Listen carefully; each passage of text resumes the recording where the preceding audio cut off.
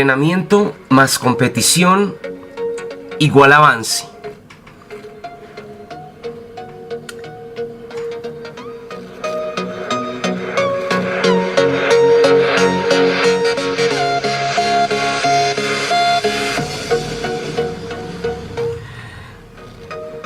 La Biblia definitivamente es un libro fascinante, un libro que ha sido proclamado por la humanidad entera como un bestseller, es decir, como lo más vendido.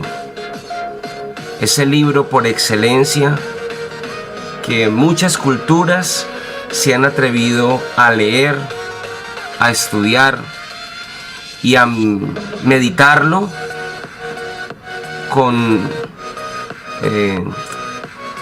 una mirada de fe.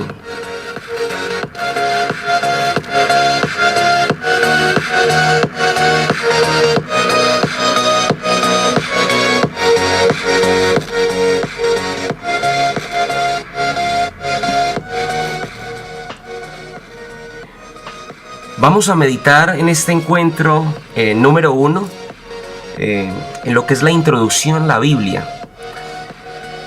El objetivo es identificar la importancia de la palabra de Dios y la vigencia de su mensaje en nuestras vidas. Primero, training, herramienta, la palabra. 3 criterios importantes cuando nos acercamos a la palabra. Primero es leer la palabra de Dios. ¿Qué dice? La palabra de Dios habla sobre algo. ¿Qué dice? En un segundo lugar, poder interiorizarla. Es poder ver allí qué me dice. Y lo tercero es practicarla. Y es a qué me compromete, a qué me lleva ese mensaje de la palabra de Dios.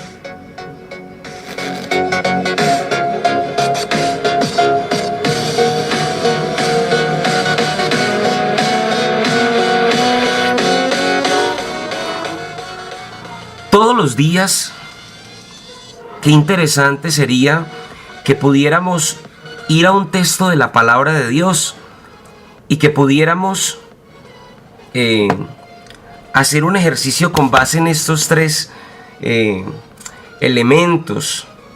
Yo creo que nos serviría muchísimo, nos dejaríamos tocar, permear por esa palabra que tiene algo que decirle a nuestra vida, sobre todo en tantas circunstancias, tantas realidades que vivimos en la cotidianidad. La palabra sigue siendo actual, sigue siendo vigente para nuestras vidas. De allí que si la tomamos para nosotros, traerá transformación.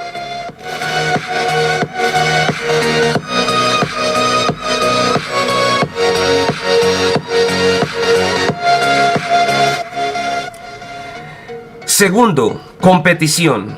Hay un plan dentro de este camino. Introducción a la Biblia. Expresaba San Jerónimo con respecto a la palabra: desconocer las Escrituras es desconocer al mismo Jesucristo. Otra de las expresiones de San Jerónimo es: la palabra de Dios es una carta de Dios Padre dirigida a su criatura que viaja lejos de su patria. Es claro que en muchos momentos podemos viajar lejos de la patria de Jesús, lejos de la patria de Dios Padre. Por eso San Jerónimo reconoce que la palabra tiene el poder de atraernos al Padre. Dice el Concilio Vaticano II con respecto a la revelación de Dios, es decir, con respecto a la revelación en la palabra escrita: quiso Dios en su bondad y sabiduría revelarse a sí mismo y dar a conocer el misterio de su voluntad. Podríamos mirar Efesios 1:9, mediante el cual los hombres, por medio de Cristo, Verbo encarnado, tienen acceso al Padre en el Espíritu Santo y se hacen partícipes de la naturaleza divina. Miremos allí la Dei Verbum sobre la divina revelación, capítulo 1, número 1.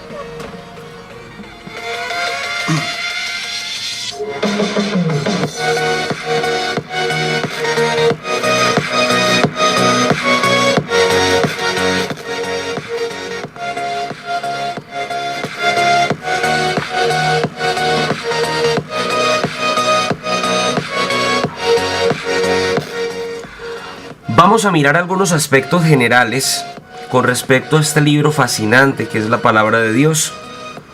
El primer aspecto es ¿quién es el autor de la palabra? Y tenemos que decir que el autor de la palabra de Dios es el mismo Dios. Dios es el autor principal. Es Dios quien habla en la Escritura. Dios es el autor principal. Ahora, los hombres, en este caso, han sido autores secundarios. ¿Qué significa esto? Que fueron llamados por Dios bajo unas circunstancias concretas y movidos por el Espíritu del mismo Dios, fueron quienes actuaron o plasmaron aquello que Dios quiso que plasmaran. De allí que, tomando como referente a Dios como autor principal, es preciso entender que la palabra no solamente es algo humano, sino que es algo divino, porque Dios es el autor principal de la palabra de Dios.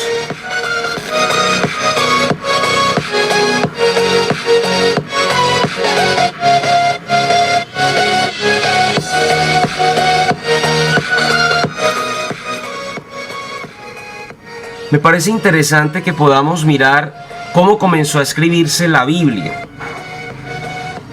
Algunos podrían pensar que la Biblia se escribió en una sola sentada, como se escribe una novela, siendo tanto los autores que la escribieron, tuvieron que pasar casi 2000 años entre el primer libro y el último.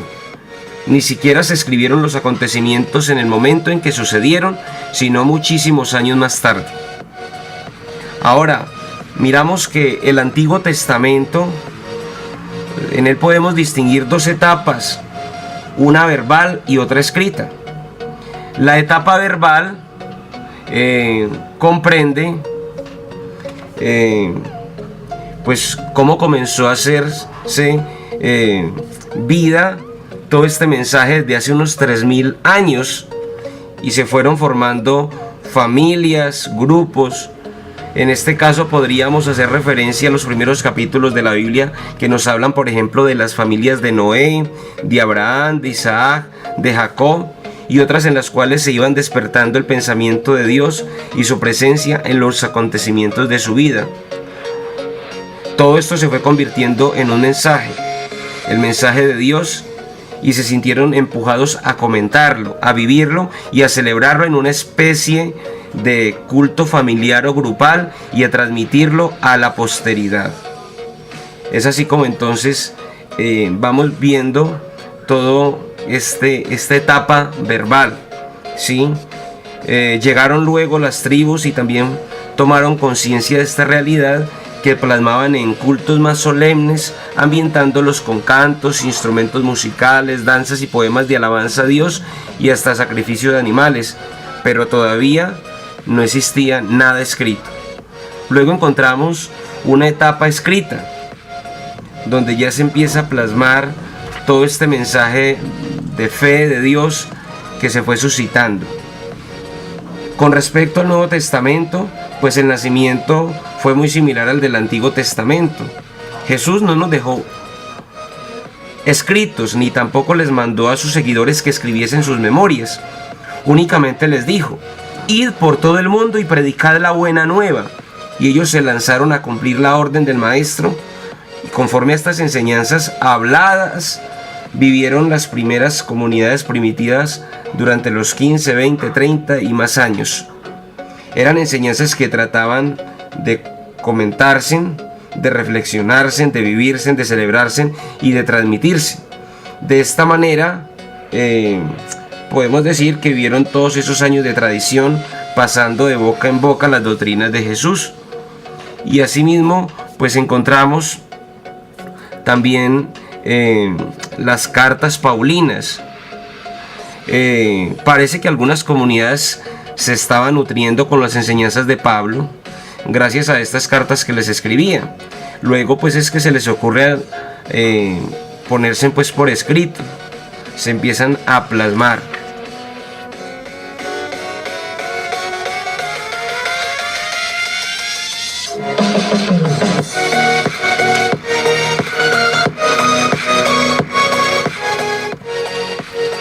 Miremos ahora el lenguaje empleado en la palabra de Dios. El lenguaje es un lenguaje humano. Si nos fijamos en nuestro estilo de hablar, veremos que una misma verdad o suceso lo expresamos de muchas maneras. Corrientemente nos importa el modo de hablar. Corrientemente no nos importa el modo de hablar, sino la verdad que queremos en este caso expresar. Encontramos también dentro de este lenguaje lo que son los géneros literarios o formas de expresión. Y es preciso entender que por géneros literarios se dice que es la manera o forma que los distintos autores emplean para relatar una verdad. Si el que la cuenta es un poeta, expresará esa verdad poéticamente. Si es prosista, la expondrá de una manera sobria.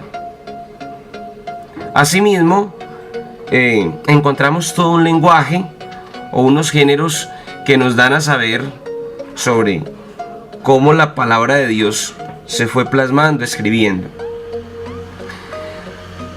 Por otra parte, encontramos diversas formas de expresión empleadas en la Biblia.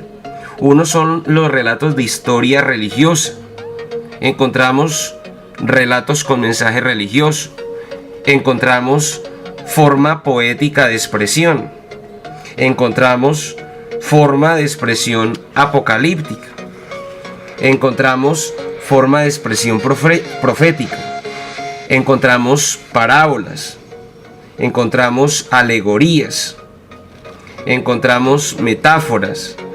Encontramos símbolos, mitos, números simbólicos. Todo esto con respecto al lenguaje. Si alguien pudiera pensar que ir a la palabra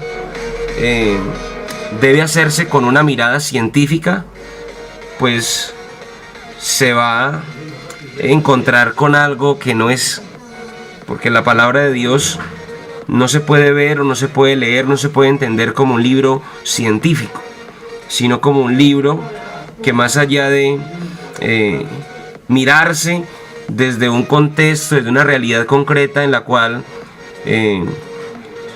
pasan unos acontecimientos y que unos autores inspirados por Dios tratan de plasmar eso que Dios quiere decirle a la comunidad, más allá de lo científico allí, es entender que hay un mensaje de fe y que ese mensaje de fe es un mensaje de bendición para nuestras vidas, que es un mensaje de transformación.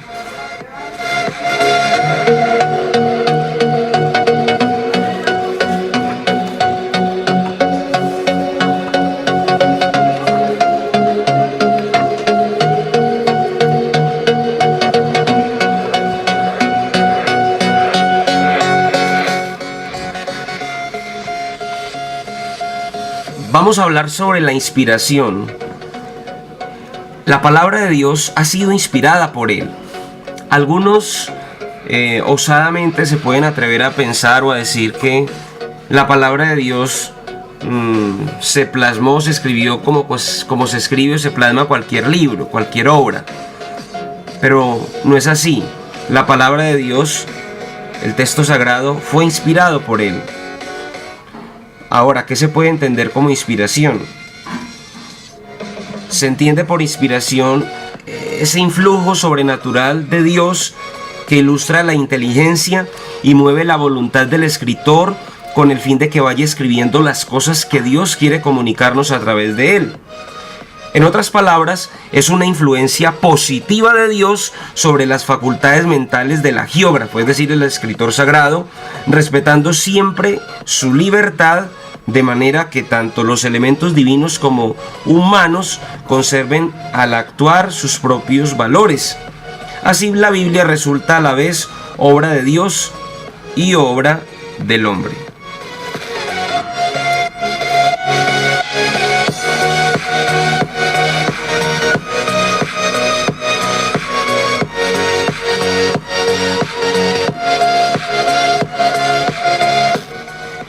Tres factores o elementos entran por tanto en esta inspiración. Ahora, es Dios el autor principal, es decir, como inspirador. Encontramos en segundo lugar el hagiógrafo o escritor, que es el autor secundario, como inspirado. Y encontramos en tercer lugar el libro, como término de la inspiración.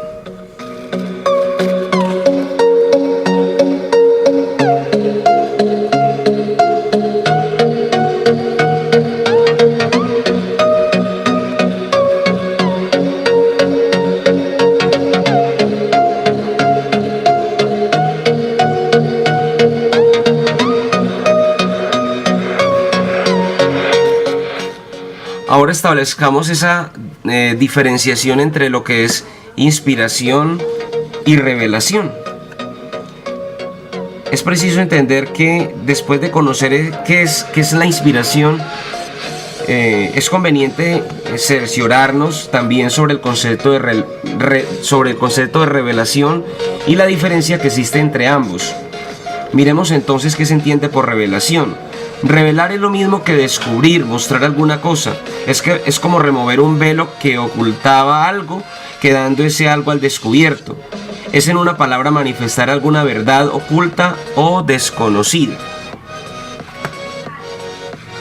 No es lo mismo la inspiración que la revelación. Esta afirmación se prueba con ese principio. Tanto cuanto está escrito en la Biblia es inspirado, pero no todo ha sido transmitido por revelación inmediata de Dios.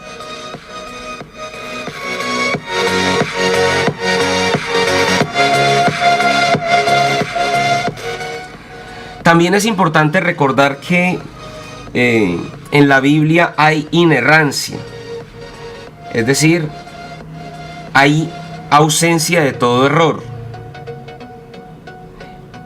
Esta información conlleva dos verdades. La primera, que siendo toda la Biblia inspirada por Dios, toda su doctrina es también palabra de Dios, ya que de una u otra forma expresa el pensamiento divino y por consiguiente no puede haber en ella error o falsedad de ninguna clase. Y lo segundo es que entre la Biblia y las ciencias naturales no puede haber real oposición, es decir, hay un complemento. La ciencia nos puede hablar sobre algo, en este caso de la palabra de Dios, pero no podríamos hablar de una oposición, porque hasta donde llega la ciencia, hasta donde llega la razón, no queda más que decir, como decía Juan Pablo II en un documento que se llama Fides et Ratio, dar paso a la amiga fe para tratar de comprender aquello que se escapa a nuestra realidad humana, racional. Y eso es lo bonito también de la vida, que la vida no solamente es algo que se puede entender, o en este caso la palabra, algo que se puede entender solo desde la parte racional, sino podernos acercar a lo que es el texto bíblico, el texto sagrado, con una mirada de fe.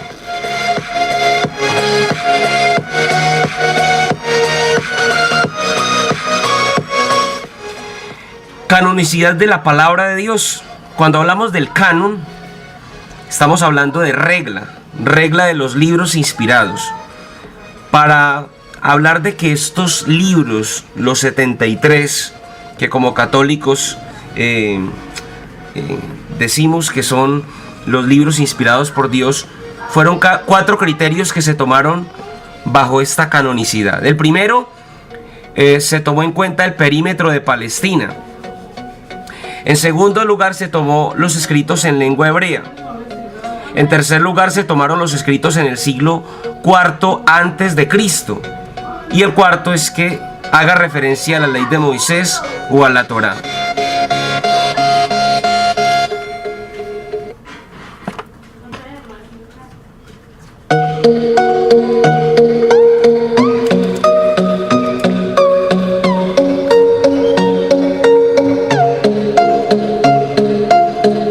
También encontramos algunas versiones de la Biblia. Con el correr de los tiempos se han hecho innumerables versiones de la palabra de Dios. Entre las más antiguas encontramos la versión de los 70. Se llama así porque, según una tradición, fue realizada por 70 sabios de Israel. Su elaboración entre los siglos 3 y primero antes de nuestra era estuvo destinada a los judíos de la diáspora o de la dispersión, es decir, para el culto de las comunidades judías que vivían en el mundo grecorromano, especialmente de Alejandría, y que ya habían olvidado la lengua hebrea, o quizá mejor, con el fin de que pudieran propagarla en la griega. En cualquier caso, esta traducción fue importante para los judíos que hablaban el griego y que más tarde se extendió por los países mediterráneos, preparando así el ambiente para el evangelio. Encontramos también la versión de la Vulgata. Esta versión fue hecha en latín por San Jerónimo en el siglo IV en Belén. Partió de una necesidad como la de los 70. Durante los 2 primeros siglos se utilizaba en la iglesia el griego popular, que era el que se hablaba en el Imperio Romano. Pero en el siglo III se fue imponiendo el latín en Occidente. Por esa razón la versión, en este caso de San Jerónimo al latín, de ella se han sacado muchas ediciones hasta nuestros días, desde que el Concilio de Trento la reconoció solemnemente como la versión oficial latina, sin negar por eso el valor de otras versiones.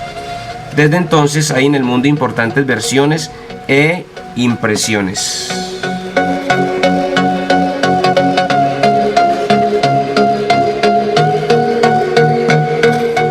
Encontramos también algunas versiones de Biblias ecuménicas. Desde el Concilio Vaticano II, el Concilio de la Unidad Cristiana, existe un movimiento muy fuerte en este sentido. Se llama Biblia ecuménica a las traducciones realizadas en colaboración por especialistas pertenecientes a distintas confesiones cristianas como católicos, baptistas, valdenses, metodistas, luteranos, etc., e incluso judíos. Es la primera vez en la historia que se realiza esta colaboración en vista a una mejor inteligencia de la palabra de Dios.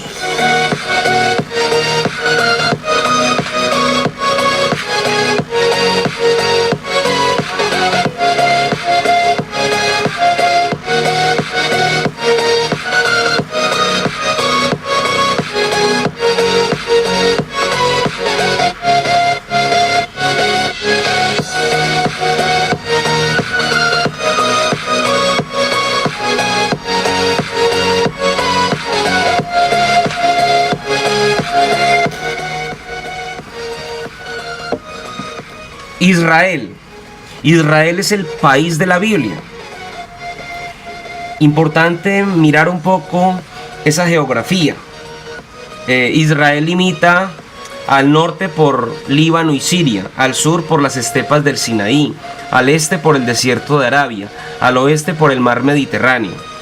La superficie se divide en 4 zonas: la costa mediterránea, que está formada por la llanura de Charón, y la región filistea, con un suelo más bien rico debido a la facilidad del riego. Ahora tenemos allí la depresión Jordana. Aparecen varias montañas que se elevan a uno y otro lado del Gor, pero ninguna sobrepasa los 1000 metros de altura. Encontramos la Transjordania. Con respecto a la agricultura de Israel, es más rico toda la parte norte que la parte sur.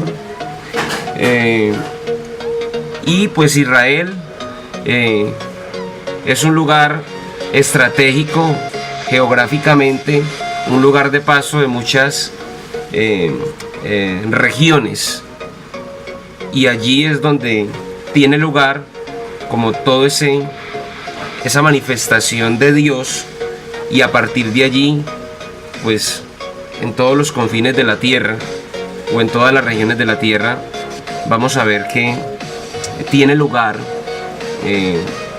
este mensaje que Dios nos da a través de su palabra.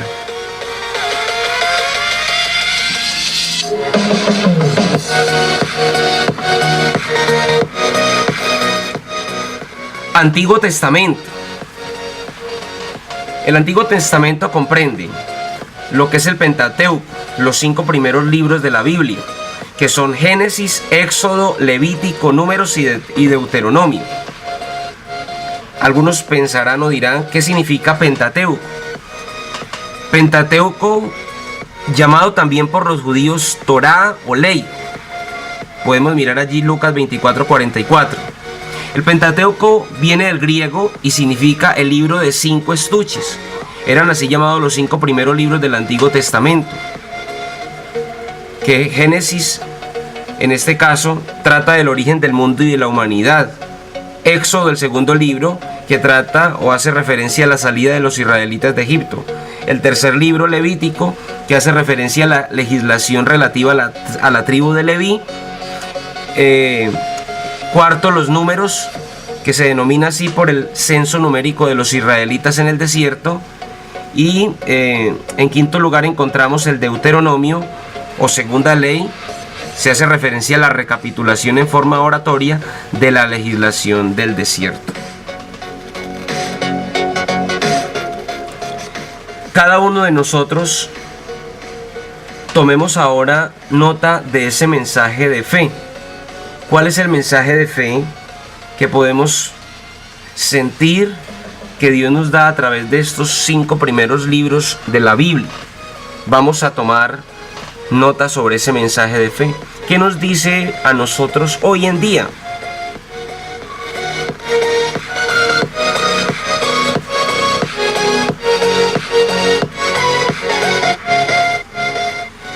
El Antiguo Testamento también comprende lo que son los libros históricos. Encontramos 12, que son Josué, Jueces, Primera y Segunda de Samuel, Primera y Segunda de Reyes. Encontramos también Crónicas 1 y 2, Esdras, Nehemías y Macabeos 1 y 2. Encontramos también los libros narrativos, que son 4, que son en este caso Ruth, Tobías, Judith, Esther. Encontramos los libros proféticos, en este caso los mayores, que son Isaías, Jeremías, Lamentaciones, Jeremías, Baruch, Ezequiel y Daniel. Encontramos también los libros proféticos menores, que son 12, Amós, Oseas, Miqueas, Sofonías, Nahum, Habacuc, Ageo, Zacarías, Malaquías, Joel, Abdías, Jonás. Encontramos también los libros poéticos y sapienciales, que son 7, Job, Salmos, Proverbios, Eclesiastés, Cantar de los Cantares, Sabiduría y Eclesiástico.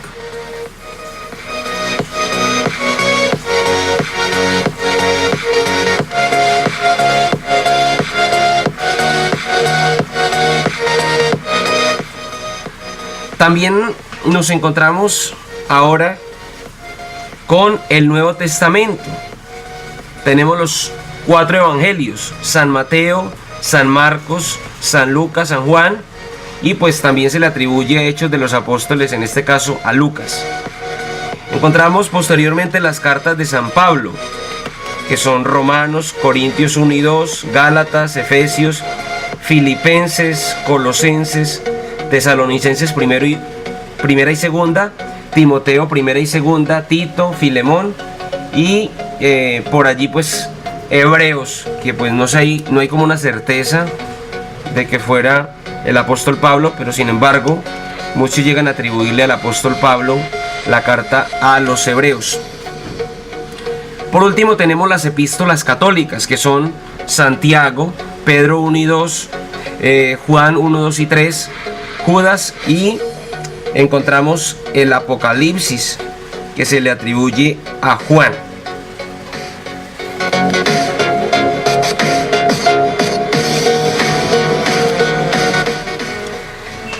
Tercero, avance.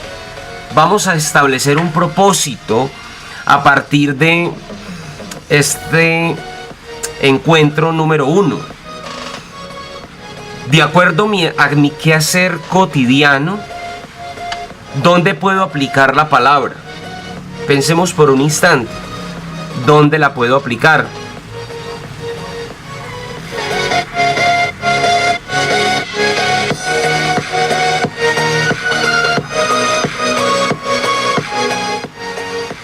Y también pensemos y escribamos cómo la puedo aplicar.